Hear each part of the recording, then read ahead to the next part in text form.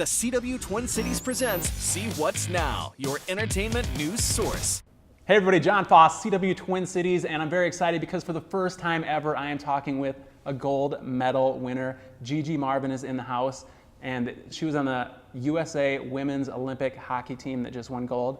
Tell us about that experience. Oh, it was awesome. I mean, just having it around and being able to share it with everyone, it's such a dream. My teammates and I had a blast, obviously, as many saw how the game unfolded. And not only did it go to overtime or a shootout, but we needed extra shooters in the shootout. And so it was pretty dramatic, but I'm so proud of my teammates for just their resiliency and belief. And I mean, we had a blast. It was so fun. And before this, you had 2 silvers. So what is it? First of all, can you hold this up and kind of show this camera over here? Yeah. But what's it like to finally get the top of the top, the gold medal? I mean, it's amazing. It's, Can I see that thing? Yeah. You can't I don't really think I've ever touched a gold medal before, so I am still like optimistic. I think I'll probably win one, win something. But if in case I don't, at least I still have. I'm getting to touch one now. It looks good. It's a great accessory piece. My little niece loves it. She calls it my golden necklace. And so, yeah. I mean, you can't really put it into words, but I mean, it's crushing the defeat of what we kind of experienced in Vancouver. Like you mentioned, we got a silver in Vancouver. We had a silver in Sochi, and so to finish it off with a gold in Korea was outstanding. How long are you in the Twin Cities? Just a day. Oh, okay. Because I was gonna see if I could borrow this just for the weekend. Because like I don't know, going out like downtown and stuff, it might be kind of. Yeah, you'll definitely get a crowd. That's for sure. I mean, yeah, and I'm married now, but like if I could have had this a while back, you know, I'm sure like it would have been kind of crazy. So there we go. That's very cool. All right. Well, there's something I wanted to show you before we get into anything else. So my boss directed you in this. Oh, that's. Do you remember this? Yes. Tell us what this is. Yes, that's the old Dutch commercial right after 2010. I had so much fun. I don't even think it took very long. Like we were in and out of that rink, eating chips. I had a great time. Well, he had a great story. He said that he had to basically write a script, and it was very like boring and kind of like corporate-y and not very fun. And then I think just the day of the shoot, maybe he like told you just to kind of like have a good time, and this is what you came up with. And then he said that you guys didn't even shoot the actual script, so he was a little nervous to show the client. But the client loved it. Yeah, I mean, honestly, we were in and out. It was so quick. It was easy. As you can see, it was pretty natural and fun. So we had a good time. You're a professional athlete, so eating chips like that, I mean, that's got to go against your diet, right? Hey, old Dutch chips, though. We'll eat those for sure. Were you sick afterwards from having to? Oh, no. I'm not kidding. It went really quick. Like we got it. Yeah. Have a good day. Yes. Nice. That's awesome. Very cool. Yeah. And you are from Warroad, which is basically the kind of capital of the world for hockey, even though it's a small town. What was that like? I mean, it's amazing. I grew up in a hockey town with a hockey family, so the skates were going on no matter what, and it just so happened that I fell in love with it. And you know, it's just the culture there. You get out of school and you go over to the rink and you skate. We have an open door policy, which means it's kind of understood that whatever age you are, you can still go and skate with a different age group. So say when I was a peewee, which is 7th grade, I would, after school, go skate with the high school girls or the high school team, and then go across to a different rink at 5 and then skate with my dad's peewee team, go home, have dinner, and come back and skate with a group at open hockey. And so it is just kind of the lifestyle where you just go to the rink all the time and have so much fun. Yeah, and I saw footage of you skating when you were, I mean, it looks like you were about 2 years old. Did you learn to walk or skate first? I think it is for sure a combination of both. I'm sure I walked before I skated. Actually, we brought my little niece, I literally brought her to the rink the day after she walked, and she was 1.5 years. And I think that's the earliest I've ever seen a kid on skates. So it's just so cute. She loves it, and she has the biggest smile. And my little nephew now is 1.5, and so he's on his skates too. But it's just kind of what you do, and we have so much fun. And that's the thing. Like if people don't enjoy skating, they don't necessarily go. But like we have such a good time there, and as you can tell, it's a family thing. Like I brought my niece and my nephew and our cousins all go, so we have a good time. And a huge rivalry with Roseau? Yes, that's ingrained in us when we're born too. How did you do against them? I'm pretty sure we were undefeated. Oh, really? Yeah. Okay. Yeah. So probably no bitter feelings towards them then, because it's like, hey, I mean, we swept you. I'm not really concerned about you guys. But no, I have great friends from there, and it's such a, I'm proud of them also. I mean, how impressive to come from such a small town with such deep hockey roots. And I know that a lot of their players played on my grandpa's team with the Warroad Lakers, and obviously now everyone's cheering for Dustin Byfuglien with the Jets. And so it's kind of fun for Roseau County because you got Dustin Byfuglien with the Jets and then TJ Oshie with the Caps. And so I think everyone's cheering for a Caps and Jets final. Yeah, I saw that one guy, I can't remember his name, but he was playing for another team. It might have been the Capitals actually, but this is a while back. But I saw some footage in the documentary about Warroad, and every time he would get the puck against the North Stars, the crowd would like give a standing ovation. And he was playing for the other team. I don't remember his name. Do you know what I'm talking about? Maybe Dave Christian. Okay, yeah, I don't know. We'll have to look that up, but yeah, that's really cool. So, and you grew up with family kind of coaching you too, right? Your dad was your Pee Wee coach, and then your uncle was your high school coach?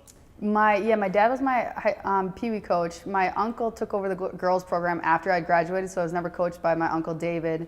But our whole family is involved in hockey. My grandpa, like I mentioned, ran the most successful men's amateur team, professional team ever, with the Warroad Lakers for 50 years. And started the North Dakota program for hockey. My uncle and cousins, a lot of cousins, have actually gone and played for the men's and women's team in North Dakota. My brother played at St. Cloud.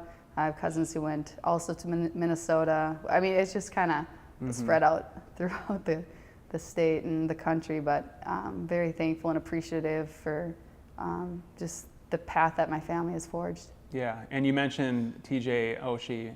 You guys actually grew up together, right? You guys played together as kids, and then you graduated together, and you were homecoming king and queen. Is that right? Frosty Fest king and queen, yeah. Okay, awesome. What's that?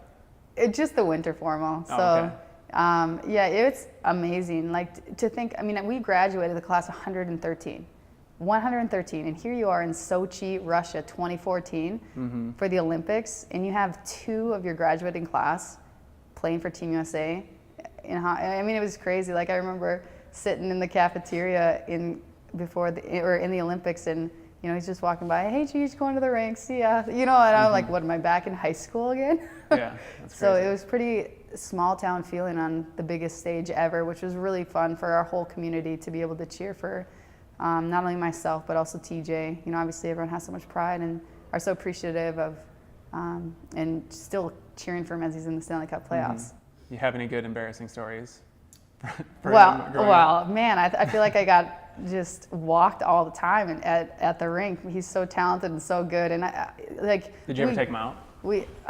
There's definitely a story of us fighting for sure. We're extremely competitive, but we grew up with an amazingly talented, also group of seniors, and those guys were awesome. And so we were at the rink all the time. We had so much fun playing, and we would literally close the rink down at 11:30, 12 o'clock. Sunday nights, you know, the rink guy would just leave and just say, shut up the lights. And so that's kind of our culture in Warroad, Minnesota. We just love it. Did you both know that you were going to probably excel after high school and maybe into the pros? It was our hope. It was our dream for sure. I mean, you saw TJ won 2 state titles. One was on my brother's team as well. And then he went to North Dakota. I mean, both of us, we have pictures growing up signing the national letter of intent together. Obviously, I have the Gopher jersey on. He has a Sioux jersey. But I think our whole dream was to be the best we could possibly be. And so I'm very appreciative of all the help and support I've gotten along my way. And it's definitely been enjoyable to grow up and learn from him for sure. It doesn't surprise me what he's doing on the ice. It doesn't surprise anyone in the world because we've seen it growing up and we've seen it every single day. So what did you guys do, or what is there to do in the summer in Warroad? Oh, we have it's the best in the summer. The lake. My aunt actually taught me how to water ski when I was 5, and she's an amazing barefooter. And so we have a place I live on the lake, and then there's also a boathouse on the lake, and so everyone just goes fishing and water skiing, tubing, wakeboarding, chair ski. I mean, you name it, we enjoy doing, and there's nothing like it. And so that and baseball, softball, golf, tennis, we kind of just played everything and really took a break kind of from hockey. I definitely played every sport I possibly could. Definitely didn't concentrate on one. So I think that was huge for me personally, you know. Yeah, I think I saw that you, tell me if this is right or wrong here, but you had 4 letters in hockey, which, I mean, that's crazy and awesome, but doable. but 5 letters in cross country and softball each. Is that correct? my softball team, we went to state 5 straight years. So you were playing in junior high. I was in 8th grade. You're playing varsity. Yep. Wow, that's crazy. Were you nervous? I mean, did you what was it like playing with girls 5 years older? I mean, when you're in junior high, senior in high school, and a junior high student, that's a huge difference. What was that like? It is socially, for sure, a dramatic change, but I think as any athlete would tell you, once you get on the court or the field or the rink, nothing else matters. You know, what grade level you are, what experience level you are, just the talent, your determination, your work ethic. And I just love to compete, and I loved playing. And honestly, I would have played softball for sure. Like after I graduated, had I not been selected on the U.S. team in 2010 for the games. And so I loved it. I couldn't get enough of softball. I had a phenomenal coach. He definitely taught me a ton that translated into hockey with mental prep. And so, you know, we had a good time. We had a very short season in Warroad, you know, because the snow probably didn't leave till like May. Yeah. But other than that, we learned to play with like 60 layers on, it seemed like. Did you ever consider playing both sports in college? Yeah, I did. Hockey? Not like legitimately, but like after my 4 years, like I'm not kidding. I loved playing it, and I still love playing it. I love going back and playing catch and going to the girls' games and going to practice. I actually coached on the East Coast when I lived out there, softball, which was awesome. Cool. And you mentioned that TJ he played for the Sioux, and you obviously played for the Gophers. Why did you choose the University of Minnesota? Because they were the best. And I knew I also went out to Dartmouth and Harvard just to check out their academics because I was really intrigued by that. But Minnesota sets the bar, and they set it back then. They still set it, in my opinion. And you know, I'm a diehard Minnesota Gopher, and everyone in my family, for the most part, except for a couple at that time, had gone to North Dakota. And I remember literally being a little bit nervous because my grandpa started the program there. And Was he a North Dakota guy? Well, yeah, through and through. Like, he started their program. Oh, wow, and really? so, yeah, him and his buddies. And so I was like pretty nervous to go to their arch rival. Yeah. And so I remember, I'll never forget, like sitting down and talking to him about it, my decision, and asking him if it's okay. And like, gosh, he just looked at me and was like, Gigi, like, I'll cheer for you wherever you play. I'm so proud of you and I love you. And, you know, so it's funny because my family will come to my games. Not my mom and my dad, but like everyone else in the family will come, and none of them will have Gopher stuff. If anything, they'll have Sioux stuff, and then a tiny little Go Gigi on the side. Yeah, it's so, like, they're such diehards. But they'll cheer for me, but they will never cheer for the Gophers. Really? Wow. Yeah, it was pretty entertaining. Yeah. So you're kind of the outcast there? Yeah, well, and my brother. I had another cousin who went to Minnesota, but yeah, everyone loves the Sioux, which is great. What was your best memory playing for the Gophers? We were able to go to the Frozen Four a couple times. We played for the national title my freshman year, and then went out to Boston my senior year and finished in the Frozen Four. I mean, we had some awesome games against Wisconsin, so we had a WCHA title. I don't know. I loved just all the big games we had against Duluth and Wisconsin, and then obviously in the Frozen Four. But you know, I had remarkable teammates that were so entertaining and made it so enjoyable to go to the rink every day. Yeah, and you played for the Whitecaps, who just this week actually moved up to the National Women's Hockey League. Do you think there's any chance that you would go back to them now? It's nice. I mean, Minnesota's been a powerhouse forever, producing men and women elite hockey players, and so Minnesota Whitecaps have been around for a while, and yes, I was able to play with them right after the 2010 games, and so I'm not sure. I'm very excited for and hopeful for the future for women's hockey, and I'm so happy for Minnesota to have a league to play in, and hopefully as the years goes on, that sooner rather than later there'll be one league versus the two leagues, but it is exciting for Minnesota. What was the first year that you played in the Olympics? 2010. And what was it like when you found out you were on the team? Speechless, I guess. We were in Blaine, Minnesota, actually just north of here, and sitting in a conference room, and they just literally read down a sheet, and like the whole time you're sitting there, and they say a name, and you're just like, GIGI Marvin. They say a name, because you want to make sure you try to catch it, because you don't want to be that person to be like, what was the name? Did you say this name again? And so when I finally heard my name, it was just incredible to be able to call my parents and call everyone in my family just down the list and tell them the awesome news. Mm-hmm. And you guys won silver that year, right? Yep, yeah, we took silver. What was it like getting so close, both in those Olympic Games and then 4 years later, getting so close and getting a silver? I mean, I'm sure you're happy about getting a silver, but at the same time, you're so close to gold. What are the feelings there? Are you happy? Are you sad? What goes through your head? Yeah, it's a really challenging thing, and most people don't realize that in order to get the silver, you lose. And for us, we get our medals immediately after, whereas say you're it's so different than like any other sport. So if you're a speed skater, for example, so much can go wrong. Like you could wipe out, or like you see people scream with shouts of joy when they get a silver. For us, it's not the case. And so I think that you always have that like confusion with a majority of people kind of getting mad. Why are they crying? It's such a huge honor. And you have to understand, like, it is a huge honor. We get that, but it's also 10 minutes after we just lost something we've been preparing and dreaming for our entire life. And it's definitely heart-wrenching and sad. And like people are always like, oh my gosh, can you believe the Canadians after? And I'm like, yeah, I can. I've lived that. I've done that 2 times. It's a terrible feeling.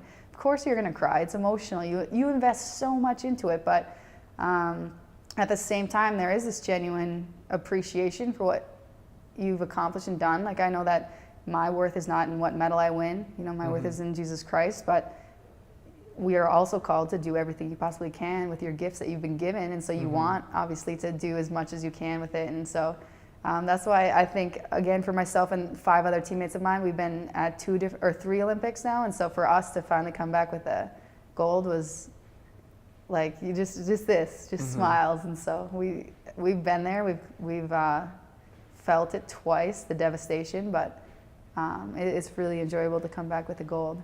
When you got the silver in 2014, did you think that was my last chance, or did you feel confident that you'd make the team in 2018?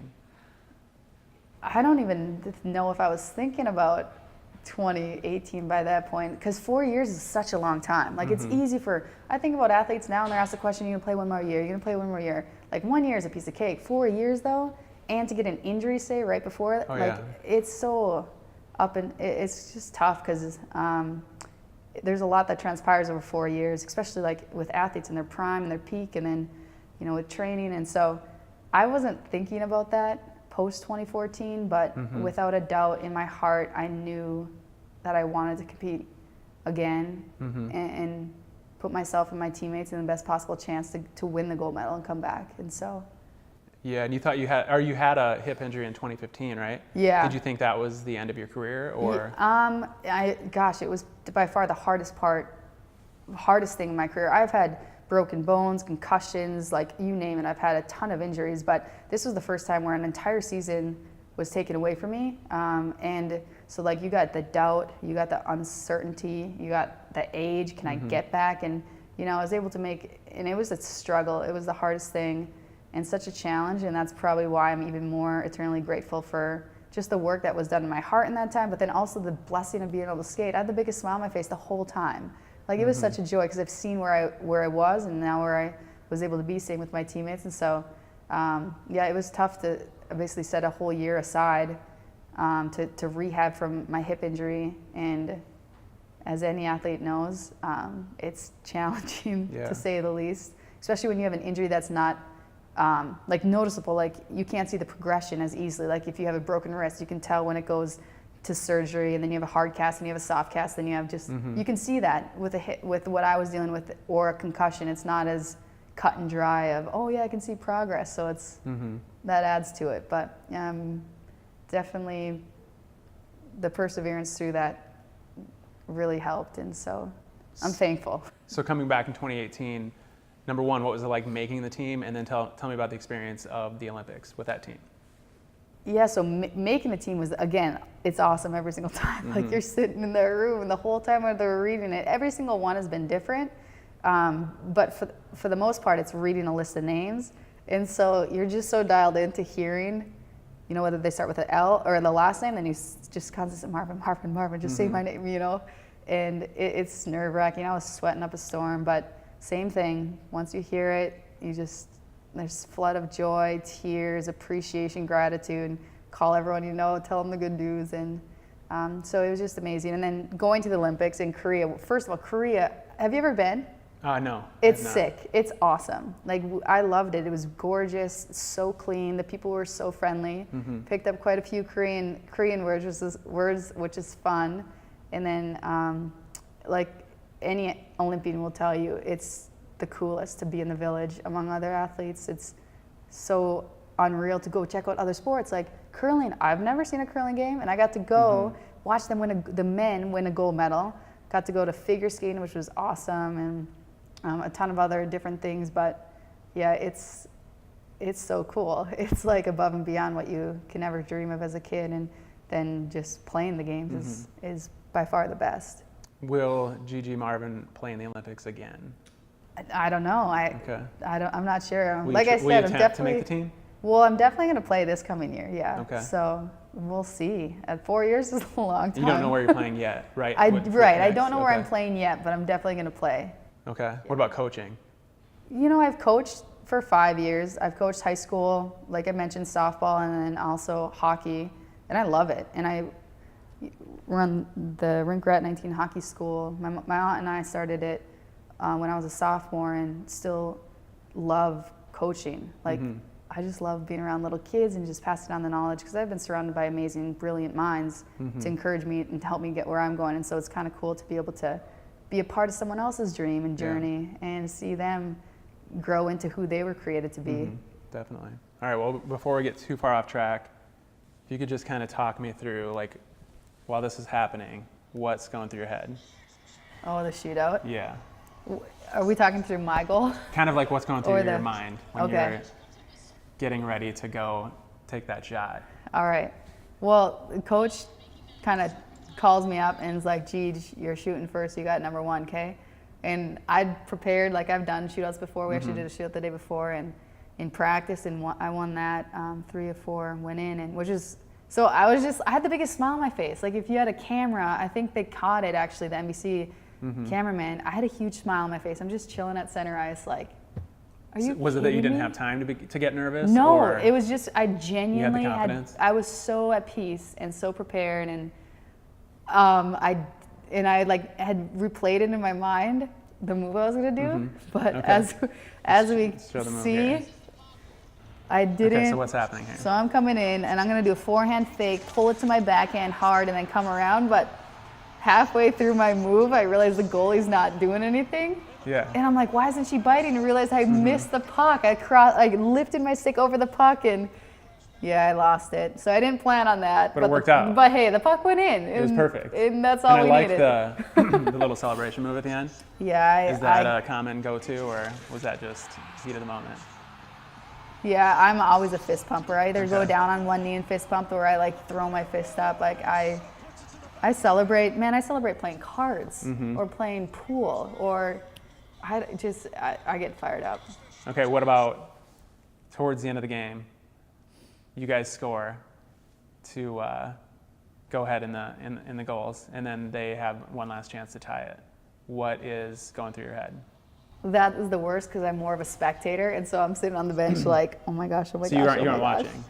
I don't think I watched, no. I would like look up and look down, look up and look down, and even on Joss's goal, I was like, Joss, just go, because she kind of like took her little time, and finally she scored, and I was just like, thank you, and then now it's just up to Maddie. Did you see this live? And I don't remember it that well, no, and then she you just wait saved for the it, and then cheers? everyone went nuts, and everyone's jumping out of the box, and I'm just sitting there like, Are you on the pile here? no, I was the Okay. last one to the pile, because I was like, I couldn't even, I'm literally the last person to show up. It barely, they're right there, just nice. barely in time. Yeah. Just I always late to wondered, the like party. in hockey, like I could see doing this in baseball maybe.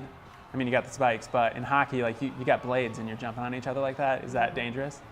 You know what? I always ask goalies that, because I'm like, do you even want people? Like, people are sprinting at them, and they just like dogpile on her, and they're like, no, it's the best feeling ever. I mean, obviously you don't want to get injured, but yeah, I mean, it was. Do you remember this? Or Oh yeah, I like, remember the after, celebration? like, but holy smokes during it, because as an athlete, you want to be in control and you want to, and so it was great when I got to shoot, but then it's just kind of like you're just watching. You're a spectator. And so I can understand how people felt at home. People were like, Gigi, I was emotionally exhausted after your game. Like, I was so stressed, but so excited. And I'm like, oh yeah, I know. I was watching the shootout. It was pretty intense. But Maddie, like, people saw it too. Like, our goalie had a smile on her face in the shootout, the biggest game of her life, one shooter left to win it. And she's just smiling. I got this. Did you sleep that night? No, yeah, like an hour probably. Okay. I honestly, I'm sure every time none you woke of us up, slept. you were just like remembering it again. Yeah, it was very tough. I don't know how many people even, to be honest, slept very much. Even when we come back from America, we went on a 10-day tour, which was so cool, from LA to Florida, DC, New York, New Jersey. I mean, I'm sure the media requests were just out of control. Really, it was really cool. But that's awesome. So where do you go from here? After, I mean, you have some more hockey left in you, it sounds like. Do you think after hockey's done, you'll continue to be part of hockey in some way, shape, or form the rest of your life? Yeah, definitely. I mean, I love the sport, and so whether it's being a color commentator, whether it's being an analyst or coaching, or being the best cheerleader at my niece and nephew and my little cousin's games, I'm in, and I'm looking forward to it. I'll definitely stay in touch with hockey and be a part of it. That's cool. And I've also, when doing research for this interview, your faith has come up a lot. Tell me what that means to you. And I've heard you also say that it's not being religious, that's not part of your faith, that's not part of being a Christian. What does that mean, number one? And then number two, Christians talk about being saved. What does that mean? What does being saved mean? Yeah, and how does one become saved? Right. So, I mean, people always ask, like, are you religion? Are you this? Are you that? And then what's your religion? And it's, you know, religion is more so of for me, it's more about like a performance-based mentality. What do you need to do in order to qualify? And you know, it took a while, but like Jesus didn't come to set rules up. Like, he came to bring us life. It's not what I do, but what he did for me and on the cross. And so just understanding that it's a relationship, like God is literally active in our lives, and we can talk to him through prayer, which yes, includes us telling him things, but it also includes listening. Like, he's the God of the universe who actually cares about us. And so it has just helped me, you know, I've just doing that shift, because if you're performance-based, like, I'm devastated after a silver because my worth is tied up in what I earn or what I make or what I receive or the accolades I get or how many likes people give me on Twitter, versus knowing my identity is in what God has called me, what he has done for me. And so I guess for me, being saved, like you mentioned, is just kind of coming to a point of realizing, you know, there's so much, these other things can't fill me up, but Jesus Christ can, and he came and died for me to live with him like in eternity, but also just have a right relationship right now. And, you know, I just am so grateful because, you know, who am I with all the stuff that is, one, the brokenness in this world, but the sin that, you know, will either choose to do or like kind of talked about like just sin, like evils in this world as well as good. And so just allowing Jesus to just say, hey, here's my life, take it. You know, you died on the cross for me. Like, I want to live out your purposes and help me to be the person you created me to be, versus one chasing after money or fame or popularity or, you know, something that's never coming with me. And that's the thing, people are like, oh, you worked really hard for that. I'm like, yes, of course, there's a measure of what I've done. But at the root of it, if you start at the raw materials, like, I didn't create my ability to think. I don't even understand it. Like, genetically, like, I didn't create my ability to skate or the ability to process information or any of that, you know? It was all given to me from God. And I think, yes, I've done stuff with what he's given me, but I didn't create any of that. Yeah. Like, I can't lay claim to it. And so for me, just my heart is to just live that out and let his relationship shine through, and just his love and what he's done in me. Like, I can't take credit for any of it, like not any of it. And so I just want just that peace to transcend and just let others know too. You know, obviously it's not about making people, because I can't make anyone. I can barely, you know, but anyways, yeah, it's just kind of about being at ease and letting God live through you and letting him kind of lead your life, I guess, and surrendering that to him. Cool. All right. Well, Gigi, thank you so much. Congratulations. And yeah, thanks for stopping by. Thanks for Appreciate it. having me. Yeah.